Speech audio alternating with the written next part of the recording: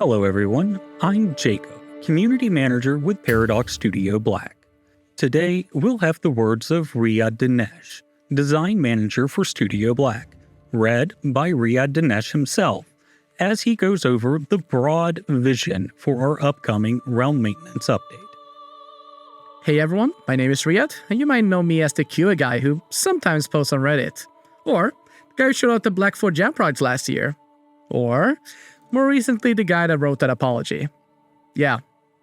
Since then, a lot has happened for us at Studio Black. We released our biggest expansion ever, All Under Heaven, which added many long-missing parts of the world to Crusader Kings 3, and, at last, completed what we considered to be the full map of the game.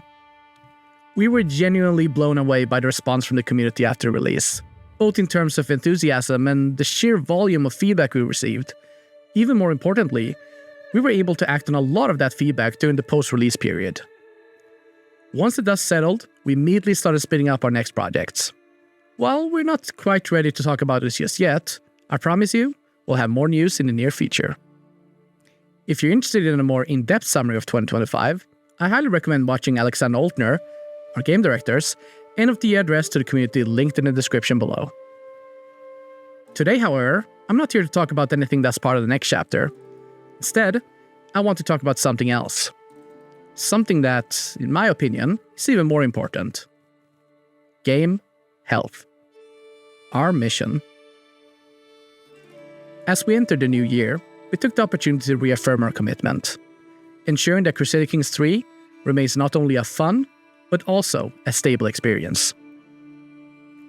That means continuing to address long-standing issues, delivering frequently requested quality of life improvements, and making sure that the game respects your time. A bold concept, I know. In my view, there's a clear opportunity for us to share more about how we work and how our development process unfolds. That's something I'm actively exploring, so we can open up more going forward. We may be able to draw some inspiration from how our colleagues in sunny Spain approached Tinto Talks in the lead-up to the release of Europa Universalis 5. Now again, they do have the benefit of not suffering from vitamin D deficiency due to the cold dark nights of Sweden. I'm not joking. As I'm writing this, I received a letter from my doctor with the test results. Donde está la biblioteca? I will be booking my flights to Barcelona soon. Another major focus for us is better support for modders, both current and future. One concrete area I'm exploring together with our art director Petter, he's really into this stuff, is improving the documentation for many of our script systems, making it easier for people to play and mod the game they want to. We remain committed to also bringing some meaningful changes that you, the player, will notice. Game-wise, I wanted to start out the year with a bang, tackling the community's request head-on with some much-needed changes. The Q2 update. One of the player-facing efforts I'm leading this year is our next major update, currently planned for release at the beginning of Q2. This update is focused on two main things: tackling bugs that have been haunting our backlog, and introducing a set of changes and smaller features that we believe will meaningfully enhance the CK3 experience. I don't have a cool name for it yet. I promise I'll come up with something suitably dramatic by the time we release a changelog. But until then, I'll refer to it the same way we do internally, the Q2 update. Inspiring, I know. Today's diary won't cover every detail. Full specifics will come close to release. The team is still deep in development, and I'd rather keep the focus on quality than on polishing slides. Instead, I want to outline the vision behind the update and highlight two features where your feedback will be especially valuable. Let's kick it off. Our vision. Accolades revamp. One of the revamps I'm particularly excited to talk about is the work being done on the Accolades system. We originally released Accolades as part of tours and tournaments back in May of 2023. Since then, we received a lot of feedback, both from all of you and internally. We saw a lot of potential with this system, and we've always wanted to revisit it in the future to do it justice. Now, we never expected that revisit to happen almost 3 years later, but, here we are. Better late than never. One of the primary changes to Accolades is an overhaul of succession. Previously, when an acclaimed knight left for any reason, see, death, the ruler had to have a designated successor in place, or manually set about securing one. This created a lot of maintenance overhead for the player and could quickly become frustrating, especially if you were managing multiple acclaimed knights. this succession system has been replaced by our new, hands-free Squire system. Each Accolade now has a Squire stat that informs you about the potential of its future successor. This stat directly influences the traits and prowess of the next acclaimed knight when they take over, positively or perhaps slightly less positively. Squires have 5 aptitude levels: accomplished, capable, inexperienced, feckless, and pathetic. The obvious question: how do you improve Squire's aptitude? Simple. Have your acclaimed knight actually do their job. Glory, the experience a knight gains over time, is the primary driver of Squire aptitude. Other influences include the acclaimed knight's own skills, particularly prowess and martial, your relevant skills as their liege, and experience in level traits such as Hasteluder or Aspiring Blade Master. Succession now works as follows. First, your current knight dies. Tragic. 2. A new appropriate acclaimed knight is either selected from your court or generated and added to your knight's roster. This new knight is then buffed or debuffed based on the Squire's aptitude level. Once installed, the Squire's stat resets, and the new knight's glorious career begins. You are, of course, informed via messages, but beyond that, absolutely zero human micromanagement is required. Another major focus of the rework was increasing your agency over accolade attributes. Upon creation, accolades now begin with only one attribute, retaining the existing 3 ranks of tiered bonuses. When your accolade gains enough glory to level up, you, as the liege, can choose to either rank up an existing attribute or add a new one. Accolades can now have up to 3 attributes in total. With Men-at-Arms unlocked move to second-tier rewards, you have far more flexibility in how you mix and match attributes. This change reinforces the feeling that your accolade is evolving over time, getting more prestige and potency. We've also added a new unlock requirements for most of the 29 or so attributes. The goal here is to make your attributes something you actively pursue, rather than something you passively hope for. Attribute requirements are now visible in the accolades window. Instead of opaque triggers like, the knight must have the besieger trait, you'll now see gameplay-driven goals such as, the knight must participate in 8+ sieges. This means you can deliberately shape your knight's career to unlock the attributes you want. Less mystery, more intentional development. Now, I know what you're thinking. This sounds cool, but why would I ever take my acclaimed knight into battle? They just get pounded on and die, and I'll lose all my hard work. Well, good news. Acclaimed knights are now significantly less likely to be captured or killed in battle. You no longer have to protect them like priceless porcelain figures. And if they do die in battle, in a duel or in any other suitably dramatic warrior's death, the accolade loses no glory upon succession. Also, a side note, naming accolades is as fun as ever. I regret none of my choices. On top of all of that, the UI has received a proper art pass and now looks significantly better, especially the icons, which are finally nice and crispy instead of the low-resolution exports we somehow lived with for far too long.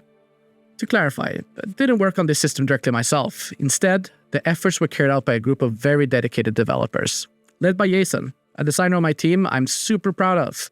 The team has worked incredibly hard on this revamp, and we genuinely hope you'll enjoy the changes. Working directly with the community. It should come as no surprise that we at Paradox believe our modding community is the lifeblood of our games. Whenever we build systems for Crusader Kings 3, we try to ensure that they are scalable and accessible so modders can create tailored experiences for players. Over the years, we've seen incredible mods ranging from great quality of life improvements, many of which inspired our work, to community bug fixing efforts, to massive total conversions that recreate entire worlds inside of our game. During the development of All Under Heaven, we worked very closely with the community. Throughout that process, it became even clearer to me just how important early involvement is. For this update in particular, I wanted to involve the community more directly, because frankly, no one knows better what you want than you do. Over the years, we've found ways to collaborate with modders as a way of giving back. This led to our content creator program, including recent releases like High Medieval Warfare Attire and Holy Buildings. But that got me thinking, what if, instead of just content, we involved creators directly in improving the game itself? That led me to reach out to our mysterious benefactor, a modder you may know as the creator of... And when I reached out, instead of assigning a predefined task, I asked a simple question. What would you like to work on? They came back with a list so large it genuinely shocked the team. Some of it overlapped with things already in our pipeline, but a lot of it made us collectively ask, hey, how did we think about this? After a lot of discussion and some very realistic scoping, we landed on a handful of features that felt like a good place to start this collaboration. While I let them properly introduce their work in a future dev diary, there's one feature I couldn't wait to show off. Introducing the Ledger. Now, to be clear, this is still very much work in progress. The final version may behave differently after testing, and it will definitely look different once it's gone through a proper art pass. But even in its current state, I'm extremely excited about what it brings to the table. Now, you can finally fool your boss into thinking that you've been reading columns of Enter Favorite Spreadsheet Program while you're actually playing Crusader Kings 3 during work time. It's a win-win. At a high level, the Ledger provides a set of tabs that lets the player explore and overview different aspects of the world. Like our other systems, we're excited to see what additional tabs players might come up with. Hell, who knows, we might even add some more ourselves post-release. Each tab also comes with a bunch of filters that allow you to get the exact data you want. Some of the confirmed initial tabs include artifacts, characters, ongoing wars, and houses. No longer will you have to click through thousands of characters just to find out what artifact exists in the world. Everything is right there, one click away. And you can favorite them to keep interesting things in Ledger. Modern technology is truly incredible. We're also exploring additional tabs, though some may arrive in a future update if time doesn't allow, such as counties, titles, holdings, faith and religion, and cultures. Let us know in the comments which one of these you're most excited about so we can focus our efforts where they matter most. This is just one of several things we'll be working on with us. In a future dev diary, I'll let them introduce themselves properly and walk you through their work in more detail. Please look forward to it. Spring cleaning. Lastly, one of the areas that we're focusing on, as previously mentioned, is to tackle our bug backlog. With the help of our community team, we've been scouring our platforms for issues in order to create a clearer picture of what common issues people are having that we still haven't addressed. We are hard at work tackling this list, and we hope that the update will relieve some of the issues you have been experiencing in your game. If there are any bugs you want to make sure we don't miss, don't worry, there's an opportunity to let us know directly. I want to try one more thing we've never done before. I saw what our sister studio on Victoria 3 did with their GD Fix Day, and immediately shoved it over to Trinix, our community manager, and said, with the confidence of someone who has never been told no as a child, "You see this? I want this." So this Thursday, we'll be hosting our first ever Developer Fix Day, where you'll be able to submit bugs and see them fixed live, with developers interacting directly in cyberspace, i.e. Discord. It's amazing what technology allows us to do these days. There'll be more news about that in a separate post, which Trinix will follow up with. Also, just a small disclaimer, you won't actually see developers working on bugs live. That would surely be a violation of their privacy, and probably some worker laws in Sweden, I'm sure. So, what are you expected to pay for all the things we're working on in this update? Nothing. Nada. Zilch. It's completely free, as in money. This update is part of our commitment to improving the long-term health of Crusader Kings 3. We play the game too. We run into the same bugs, the same frustrations, and the same "why does it do that" moments. We want the game to be the best version of itself just as much as you do. At the same time, it is worth saying this clearly, the reason we're able to continue supporting Crusader Kings 3 6 years after release is because you continue to support it.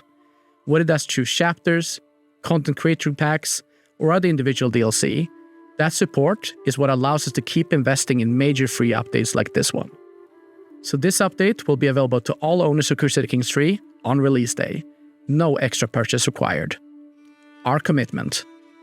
What I've shown here is only a slice of what we have planned for the Q2 update. As mentioned earlier, a significant part of this update is focused on bug fixes and tweaks that we hope will lead to a better overall experience for everyone. We hope these updates will stave off your hunger until we're ready to reveal all the exciting things planned for our future chapter. We promise more information is coming. I want you to see this dev diary not just as another attempt to market upcoming features, I mean it partly is, but also as a commitment from us at Studio Black. Since being appointed to helm the design team, Mikael and I are incredibly excited to work with the rest of the development team to ensure Crusader Kings 3 lives up to its name and your expectations. As part of this effort, we're also going to try something we rarely do: run an open beta for the update. This is not something we historically relied on for Crusader Kings 3, but we see it as an interesting tool that could help us refine the experience before a full release.